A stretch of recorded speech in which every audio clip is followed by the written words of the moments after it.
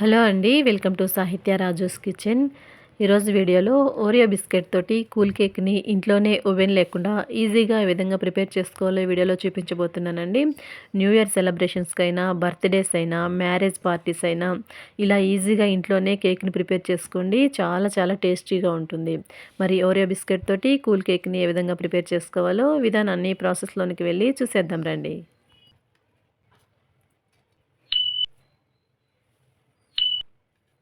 ఈ Oreo biscuit cool కేక్‌ని prepare చేసుకోవడం కోసం నేనిక్కడ 3 వరకు రూ. 10 ఓరియో బిస్కెట్ ప్యాకెట్స్‌ని తీసుకున్నానండి. ఇలా ప్యాకెట్స్‌ని తీసుకొని ప్యాకెట్స్‌ని ఓపెన్ చేసి బిస్కెట్స్ అన్నిటిని కూడా ఒక ప్లేట్‌లోనికి తీసుకుంటున్నాను. ఇలా 3 ప్యాకెట్స్‌ని ఓపెన్ చేసి బిస్కెట్స్ అన్నిటిని ఒక ప్లేట్‌లోనికి తీసుకున్న తర్వాత బిస్కెట్‌ని తీసుకొని ఇలా ఓపెన్ చేసి దాని మధ్యలో క్రీమ్ ఉంటుంది కదా! ఆ క్రీమ్ అంతటిని కూడా ఒక బౌల్‌లోనికి తీసుకుంటున్నాను. ఇలా అన్ని బిస్కెట్‌లని ఓపెన్ చేసి మధ్యలో ఉన్నటువంటి క్రీమ్ అంతటిని డివైడ్ చేసుకున్న తర్వాత ఇప్పుడు ఈ క్రీమ్ బౌల్ ఉన్నటువంటి బౌల్‌ని పక్కన పెట్టేసుకోండి.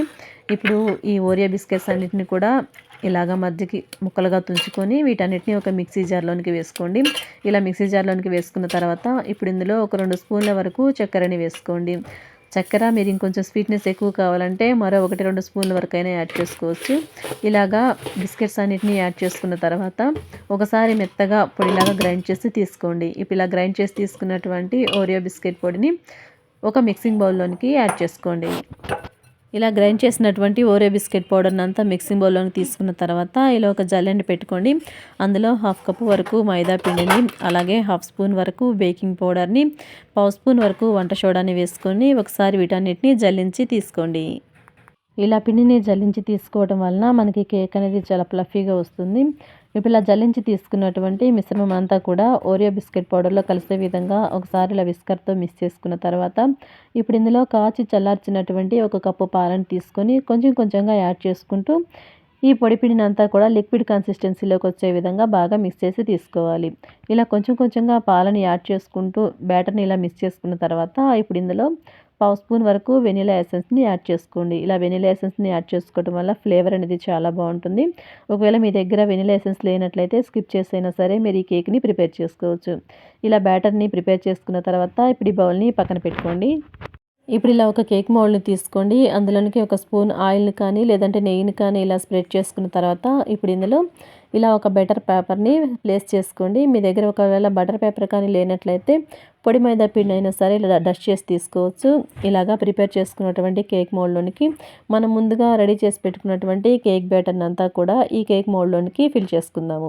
ఇలా బ్యాటర్‌ని అంతా కూడా మౌల్డ్‌లోనికి ఫిల్ చేసుకున్న తర్వాత ఇప్పుడు ఈ మౌల్డ్‌ని 2, 3 సార్లు ఇలా ట్యాప్ చేసుకున్న తర్వాత ఇప్పుడు స్టవ్ ఆన్ చేసి స్టవ్ పై ఇలా మందపాటి ప్యాన్ పెట్టుకోండి. అందులో ఇలా ఒక స్టాండ్ పెట్టుకొని మీడియం ఫ్లేమ్ మీద ఒక 10 నిమిషాల పాటు ప్రీహీట్ చేసుకున్న తర్వాత ఇప్పుడు ఈ ప్యాన్ మూత తీసి ఇందులో మనం ముందుగా రెడీ చేసి పెట్టుకున్నటువంటి కేక్ మౌల్డ్‌ని ప్లేస్ చేసుకొని ఈ ప్యాన్ పై మూతని ఉంచి ఇక్కడ చిన్న హోల్ ఉంది చూడండి, దాన్ని ఇలా పేపర్ తోటి కానీ లేదంటే క్లాత్‌తో కానీ కవర్ చేసుకుందాము.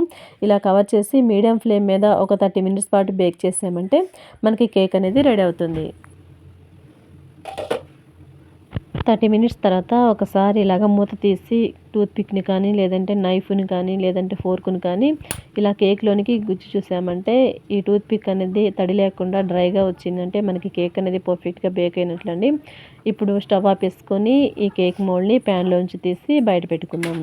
ఇలా బయట పెట్టుకున్న తర్వాత కేక్ అనేది కొంచెం వేడిగా ఉంది కదా! ఇది చల్లారేంత వరకు దీనిపై ఒక శుభ్రమైన పొడి క్లాత్‌ని ఇలా కప్పి కేక్ అనేది డ్రై అవ్వకుండా మనం కొంచెం చల్లారనిద్దాము.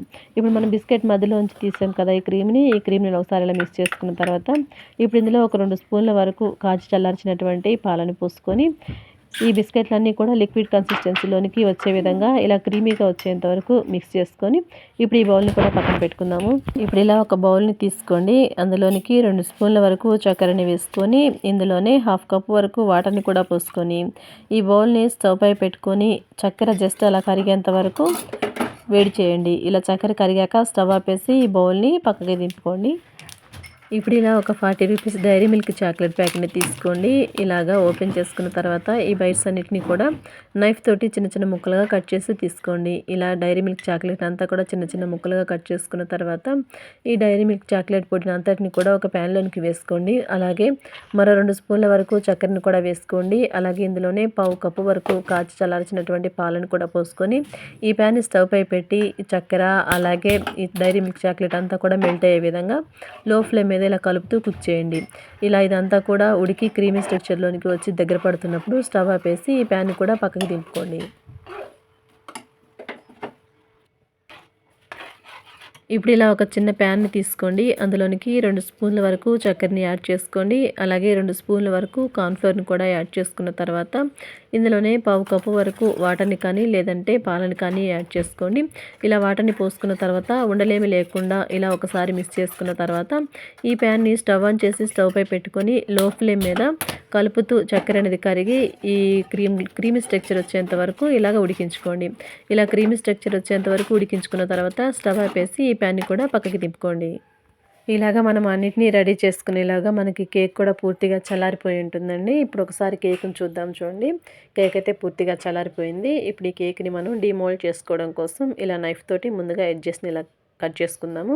ఇప్పుడు ఈ మౌల్డ్ పై నుంచి ఇలా ఒక ప్లేట్‌ని పెట్టి రివర్స్‌లో బౌల్ నుంచి ట్యాప్ చేసామంటే మనకి ఈజీగా కేక్ అనేది డిమోల్డ్ అయిపోతుందండి. చూడండి ఇలాగా బటర్ పేపర్‌ని కూడా తీసేద్దాము. ఇలా బటర్ పేపర్‌ని కూడా తీసేసిన తర్వాత కేక్‌ని ఇలా మరోవైపు టర్న్ చేసుకొని నైఫ్‌తో కానీ లేదంటే ఒక థ్రెడ్‌తో కానీ కేక్‌ని మనము 2 పీసెస్‌గా వీడియోలో చూపిస్తున్న విధంగా కట్ చేసుకుందాము. ఇలా కట్ చేస్తున్న తర్వాత ఈ కేక్ పై పార్ట్ ఉంటుంది కదా, ఈ పై పార్ట్‌ని అడుగు వైపుకి ఇలాగ బోర్లించుకుందాము. ఇలా బోర్లించి దీనిపై మనము లిక్విడ్‌గా కరిగించి పెట్టుకున్నాం కదా షుగర్ సిరప్‌ని, ఆ సిరప్‌ని కేక్ అంతా కూడా ఈవెన్‌గా ఇలాగ స్ప్రెడ్ చేసుకుందాము. ఇలా స్ప్రెడ్ చేసుకున్న తర్వాత దీనిపై మనము ఓరియో బిస్కెట్ మధ్యలో కేక్‌ని మిల్క్ తోటి డైల్యూట్ చేసాం కదా, ఆ క్రీమ్ అంతటిని కూడా ఇలాగ అప్లై చేసుకుందాము. ఇలా అప్లై చేసిన తర్వాత దీనిపై మరొక కేక్ పార్ట్‌ని పెడదాం చూడండి. ఇలా మరో కేక్ పార్ట్‌ని కూడా పెట్టుకొని దీనిపై కూడా షుగర్ సిరప్‌ని అంతా కూడా ఈవెన్‌గా అప్లై చేసుకుందాము. ఇలా అప్లై చేసిన తర్వాత ఇప్పుడు ఈ కేక్‌పై మనం ముందుగా కరిగించి పెట్టుకున్నాం కదా డైరీ మిల్క్ చాక్లెట్ సిరప్‌ని, ఈ సిరప్‌ని అంతా కూడా ఈవెన్‌గా కేక్ పై నుంచి అలాగే అంచుల వెంబడి కూడా నీట్‌గా అప్లై చేసుకుందాము.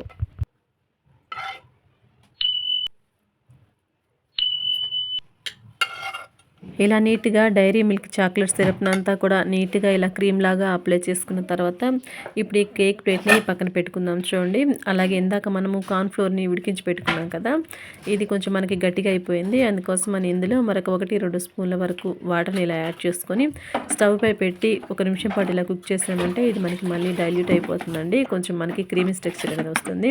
ఇప్పుడు ఇలాగా క్రీమ్ లాగా వచ్చిన తర్వాత ఇప్పుడు పాల ప్యాకెట్ ఉంటుంది కదా, ఆ పాల ప్యాకెట్‌ని శుభ్రంగా ఇలా కడిగి తీసుకొని ఒక గ్లాస్‌లోనికి ఇలా పెట్టుకొని ఈ కార్న్‌ఫ్లోర్ లిక్విడ్ అంతా ఉంటుంది కదా, ఈ కార్న్‌ఫ్లోర్ మిశ్రమాన్ని అంతా కూడా ఈ పాల ప్యాకెట్‌లోనికి వేసుకుందాం చూడండి. ఇలా వేసుకున్న తర్వాత ఇలా రౌండ్‌గా ఫోల్డ్ చేసి అంచుని ఇలాగా కట్ చేసుకుందాము. ఇలా కట్ చేసుకోవడం వల్ల మనకి కేక్ మీద డెకరేషన్ చేసుకోవడానికైనా లేదంటే న్యూ ఇయర్ రాయడానికైనా కానీ మనకి ఈజీగా ఉంటుందండి.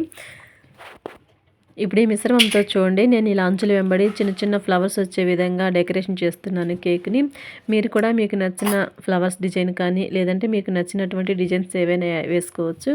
ఇలాగా అంచుల వెంబడి అంతా కూడా ఇలాగ డెకరేషన్ చేసుకున్న తర్వాత వీటిపై నేను గ్రీన్ కలర్ అలాగే రెడ్ కలర్ చెర్రీస్‌ని ఇలాగ కలర్‌ఫుల్‌గా ఉండటం కోసం అప్లై చేస్తున్నాను చూడండి. ఇలాగ కేక్ అంతటిని కూడా ఈ టూటీ ఫ్రూటీలతోటి డెకరేషన్ చేసుకున్న తర్వాత ఈ కేక్ పై చూడండి నేను న్యూ ఇయర్ అని రాస్తున్నాను. మీరు మీకు నచ్చినటువంటి లెటర్స్‌ని హ్యాపీ న్యూ ఇయర్ అని లేదంటే హ్యాపీ న్యూ ఇయర్ 2024 అని ఇలా మీకు నచ్చినటువంటి లెటర్స్‌ని మీరు రాసుకోవచ్చండి.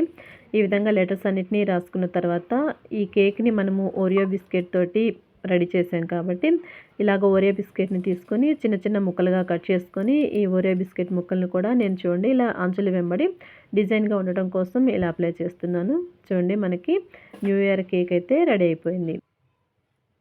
ఓకేనండి. ఇలాగ ఈ కేక్‌ని అప్పటికప్పుడు కాకుండా ముందు రోజు రెడీ చేసుకొని ఫ్రిడ్జ్‌లో పెట్టుకున్నామంటే అచ్చంగా మనకి బయట నుంచి తెచ్చినటువంటి కూల్ కేక్ లాగానే ఈ కేక్ కూడా ఉంటుంది. ఓకేనండి. చూసారు కదా ఓరియో బిస్కెట్ తోటి కూల్ కేక్‌ని ఏ విధంగా ప్రిపేర్ చేసుకున్నామో. కేక్ అయితే చాలా కలర్‌ఫుల్‌గా చాలా చాలా టేస్టీగా ఉంది. తప్పకుండా మీరు కూడా ట్రై చేసి మీకు ఎలా కుదిరిందనేది కామెంట్ సెక్షన్‌లో నాతో షేర్ చేసుకోండి. అలాగే వీడియో నచ్చినట్లయితే వీడియోకి ఒక లైక్ చేసి మన ఛానల్‌ని సబ్స్క్రైబ్ చేసుకొని పక్కనే ఉన్న బెల్ సింబల్‌ని క్లిక్ చేయండి. Thanks for watching our video.